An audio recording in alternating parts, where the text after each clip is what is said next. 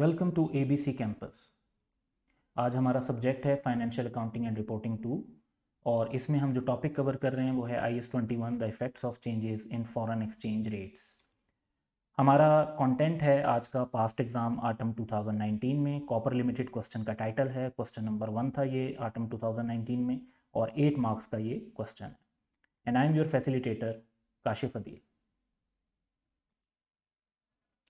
तो क्वेश्चन की तरफ मूव करते हैं। तो क्वेश्चन में आप देख सकते हैं कि कॉपर लिमिटेड का जो ईयर एंड हमें फोकस करना है दैट इज़ 30 जून 2019 और रिक्वायरमेंट भी ये है कि आपने जर्नल एंट्रीज पास करनी है in CL's books to record the above transaction for the year ended 30 June 2019। अब इसको अगर हम अब बेस बनाते हैं तो हम देखते हैं कि जी डाटा क्या है। On 1 October 2018 CL imported a machine from China for $250,000 against 60% advance payment which was made on 1st July 2018।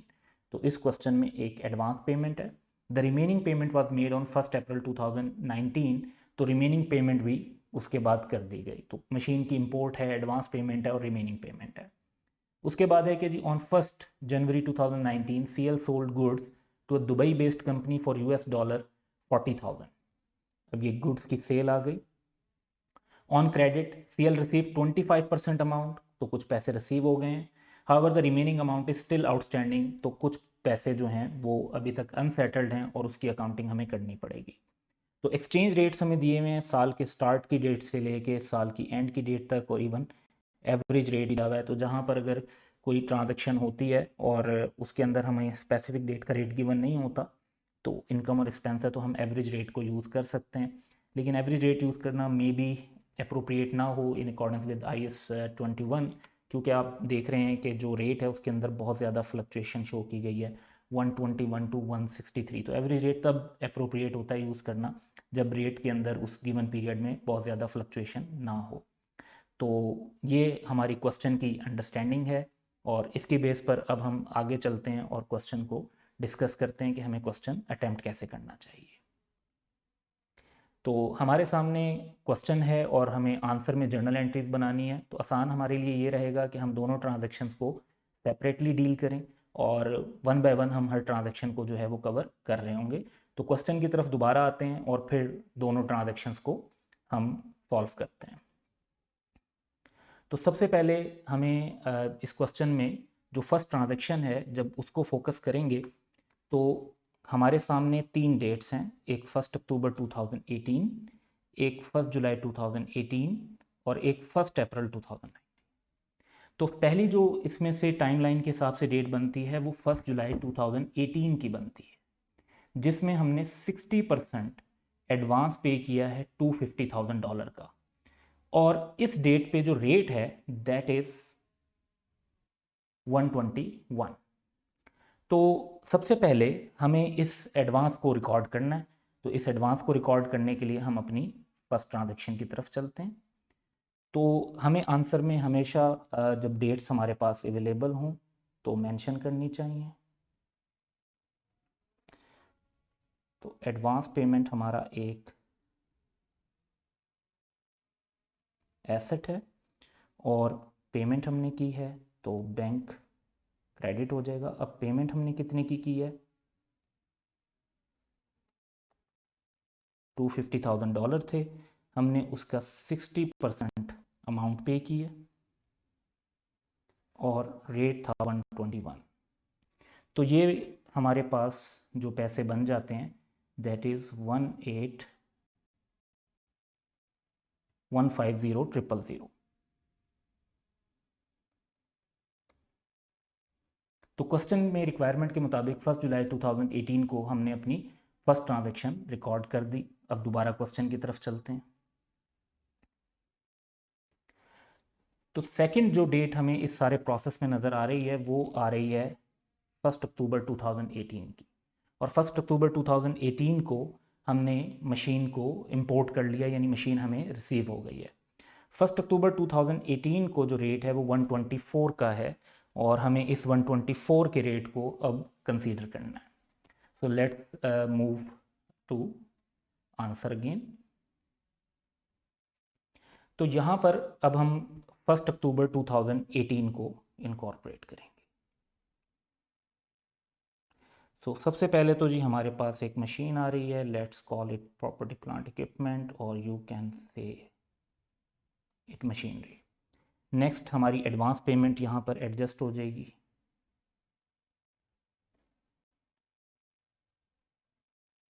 Advance payment की वैल्यू हमें ऊपर दी हुई है फर्स्ट एंट्री में जो हमने डिटरमिन की थी, और कुछ अमाउंट जो 40% की अमाउंट है वो अब हमारे लिए पेएबल बन गई है, हमारी लाइबिलिटी बन गई है कि हम मशीन ले चुके हैं लेकिन अभी तक हमने उसकी पेमेंट नहीं की। तो इस पेएबल को कितने पे रिकॉर्ड करेंगे? $250,000, 40% अमाउंट है इसकी, और इस वक्त जो रेट है वो 124 है अक्टूबर में। तो इस हिसाब से जो हमें पैसे देने हैं वो 124,000 बनते हैं। अब दोनों को ऐड करें तो हमारे पास मशीनरी की अमाउंट आ जाती है कि इतने पैसे हम दे चुके हैं, इतने पैसे हमने देने हैं। तो मशीनरी की कॉस्ट जो हमारे लिए है दैट इज़ 3550,000। अब ये सेकेंड एंट्री भी हो गई। तो अब हम चलते हैं और देखते हैं कि क्वेश्चन के अंदर नेक्स्ट किस डेट के बारे में बात की जा रही है। तो क्वेश्चन में जो नेक्स्ट बात की जा रही है वो है 1 अप्रैल 2019 की, जब रिमेनिंग पेमेंट कर दी गई। तो 1 अप्रैल 2019 जो है वो यहाँ पर हमारे पास रेट गिवन है। तो इस दिन रेट जो है वो 140 का है और इस दिन हमने रिमेनिंग पेमेंट कर दी। अब रिमेनिंग पेमेंट करते हुए रेट चेंज हो गया है। पहले हम देख रहे हैं कि रेट 124 है, तो एक्सचेंज डिफरेंस अराइज होगा और उसको हमें रिकग्नाइज करना होगा।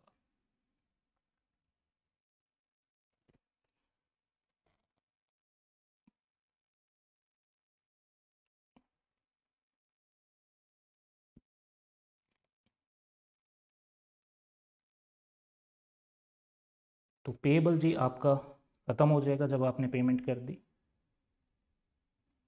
अब आपने पेमेंट कितने की? रिकॉर्ड तो आपने 124 के रेट पे की थी, लेकिन पेमेंट वाले दिन तक रेट चेंज हो चुका है। तो $250,000 का 40% और रेट अब आपके पास है 140। तो जो आपको पेमेंट करनी पड़ी वो करनी पड़ी 14 मिलियन की। अब आपने पेएबल रिकॉर्ड किया हुआ था 12.4 मिलियन का, आपको पेमेंट करनी पड़ रही है 14 मिलियन की। तो इट मीन्स कि आपको 1.6 मिलियन से एक्स्ट्रा पेमेंट करनी पड़ी। ये आपका एक्सचेंज लॉस है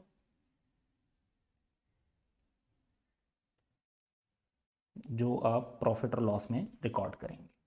तो ट्रांजैक्शन 1 की रिकॉर्डिंग इस तरह से हमारी कंप्लीट हो जाती है।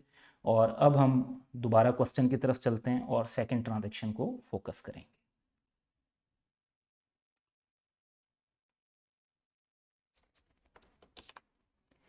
So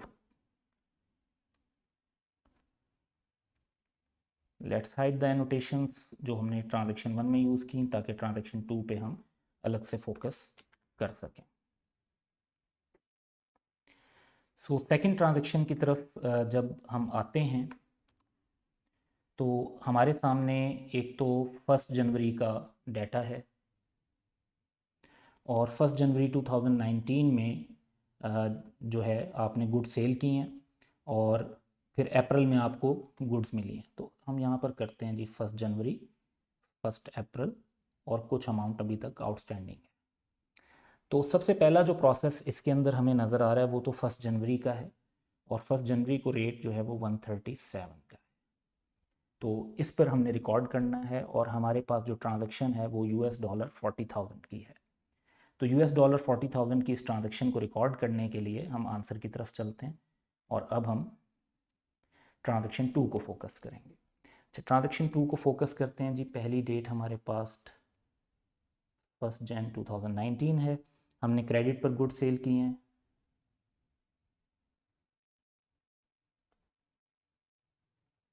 trade receivables debit, sales या रेवेन्यू आप क्रेडिट कर देंगे। कितने से क्रेडिट करना चाहिए जी आपको? $40,000 हैं, रेट 1 जनवरी को 137 है, तो उसके हिसाब से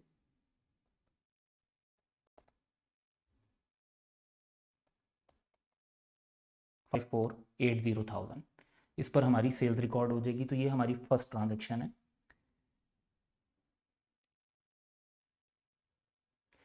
अब हम आते हैं और देखते हैं कि जी हमारी सेकंड ट्रांजैक्शन कब है। सेकंड ट्रांजैक्शन है जी हमारी 1 अप्रैल 2019 को, जिसमें हमने 20% अमाउंट जो है वो रिसीव की।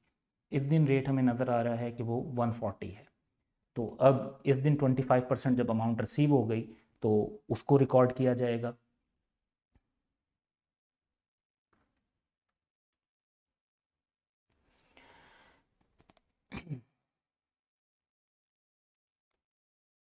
तो जो ये पैसे हमें मिले तो कितने मिलेंगे जी? एक तो पैसे रिसीव हो गए, कितने पैसे रिसीव हुए? $40,000 का 25% अमाउंट, और रेट इस दिन जो है वो 140 का चल रहा है। तो इट मीन्स कि हमने जो पैसे रिसीव किए वो हैं 1.4 मिलियन। अच्छा, ट्रेड रिसीवेबल हमारा कितने से ख़त्म हुआ? तो ट्रेड रिसीवेबल हमने रिकॉर्ड किया हुआ है 5480,000 का इन रुपीज़, और उसमें से 25% रिकवर हो गया है। तो 25% रिसीवेबल को ख़त्म कर देंगे। 25% रिसीवेबल हमारा बनता है जी 1370,000। सो यहाँ पर वंस अगेन एक डिफरेंस आ रहा है। ये जो डिफरेंस आ रहा है ये क्रेडिट साइड पर आ रहा है 30,000 का। तो हमारा रिसीवेबल कम था, 1370 पे रिकॉर्ड था, लेकिन क्योंकि रेट बढ़ गया तो हमें जो पैसे मिले वो ज़्यादा मिले। जब पैसे हमें ज़्यादा मिले तो ये हमारे लिए एक्सचेंज गेन है। ये एक्सचेंज गेन भी प्रॉफिट और लॉस में रिकॉर्ड।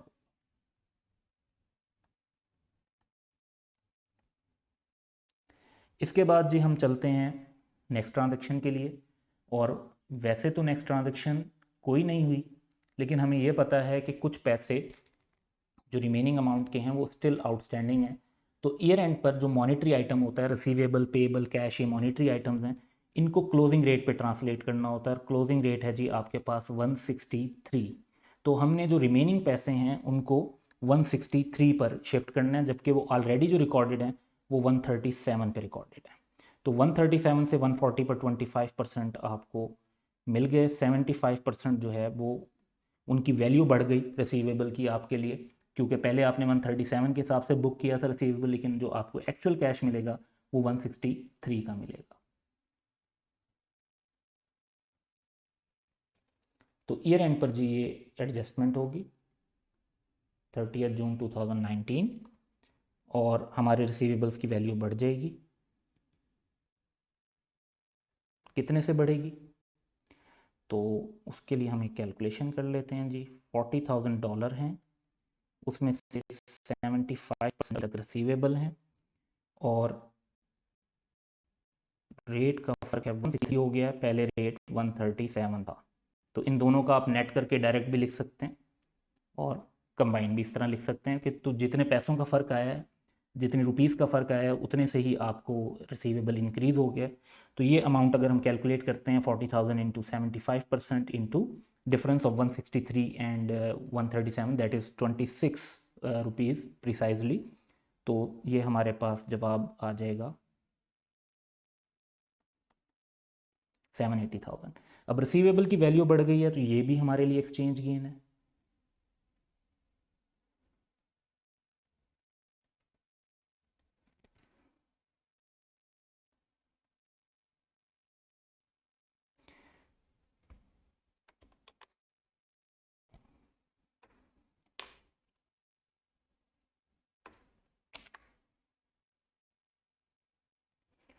तो 780,000 से हमने इसको भी रिकॉर्ड कर लिया।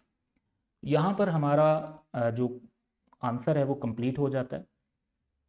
तो वंस अगेन हम ज़रा रिव्यू करते हैं कि जी हमारे क्वेश्चन में 2 ट्रांजैक्शंस थी, और उसके बाद हमने ट्रांजैक्शन नंबर 1 को रिकॉर्ड किया, जिसमें हमने पहले एडवांस पेमेंट रिकॉर्ड की, फिर मशीन की जब रिसीव हुई तो मशीन को रिकग्नाइज़ किया, और एडवांस पेमेंट को ख़त्म करने के साथ पेबल रिकग्नाइज़ किया। बाद में जब पेबल की पेमेंट हुई तो उस पर जो डिफरेंस राइज हुआ वो एक्सचेंज लॉस के तौर पर रिकॉर्ड किया गया। इसी तरह जो सेकेंड ट्रांजेक्शन है, उस सेकेंड ट्रांजेक्शन के अंदर हमने ट्रेड रिसीवेबल्स को रिकॉर्ड किया सेल्स के साथ, क्योंकि क्रेडिट पर सेल्स की थी। जब 25% अमाउंट रिसीव हो गई तो जो डिफरेंस था वो एक्सचेंज गेन के तौर पर रिकॉर्ड हुआ, और जो पैसे अभी तक रिसीव नहीं भी हुए थे वो क्योंकि मॉनेटरी आइटम है तो उनको हमने क्लोजिंग रेट पे रीस्टेट किया, और उससे जो गेन राइज हुआ उसको भी हमने प्रॉफिट और लॉस में रिकॉर्ड किया। अब जो मेन थीम है किसी भी इस तरह के क्वेश्चन को करने का वो ये है कि आपने टाइमलाइन को अंडरस्टैंड करना है। आपने जो क्वेश्चन में आपके पास जो डेट्स गिवन है उनको जहन में रखते हुए आपने काम करना है, और उसी की बेस पर अगर आप चलेंगे तो आपका जो सीक्वेंस है वो प्रॉपरली मेंटेन होगा। वंस अगेन अगर हम देखें तो दोनों ट्रांजैक्शंस में हमारा डेट्स का फोकस किस तरीके से काम करता है उस पर हम डिस्कस करते हैं। तो सबसे पहले आपने क्योंकि एडवांस पेमेंट की थी तो ये पहली ट्रांजैक्शन आपने रिकॉर्ड की। उसके बाद आपने 1 अक्टूबर को एडवांस पेमेंट की थी तो ये सेकंड ट्रांजैक्शन रिकॉर्ड की, और 1 अप्रैल को आपने रिमेनिंग पेमेंट की तो ये थर्ड ट्रांजैक्शन रिकॉर्ड। इसी तरह सेकंड के अंदर जब आप आते हैं तो 1 जनवरी को आपने गुड सेल की, पहली ट्रांजैक्शन रिकॉर्ड हुई। 1 अप्रैल को 25% रिसीट हो गई, सेकंड ट्रांजैक्शन रिकॉर्ड हुई, और जो आउटस्टैंडिंग पैसे थे ईयर एंड पे वो थर्ड ट्रांजैक्शन के तौर पे रिकॉर्ड हुए। तो दोनों ट्रांजैक्शंस के 3 अलग अलग उसके अंदर ट्रांजैक्शंस थी जिनको हमने सेपरेटली डिफरेंट टाइम पर रिकग्नाइज करना था, और फोकस ये है कि जो चीज़ पहले अकर हुई है उसको पहले रिकॉर्ड करना चाहिए, और जो इवेंट बाद में अकर हो रहा है उसको बाद में रिकॉर्ड करना चाहिए। So keeping that in mind, let's conclude our discussion today. So that's all for today. Have a good time.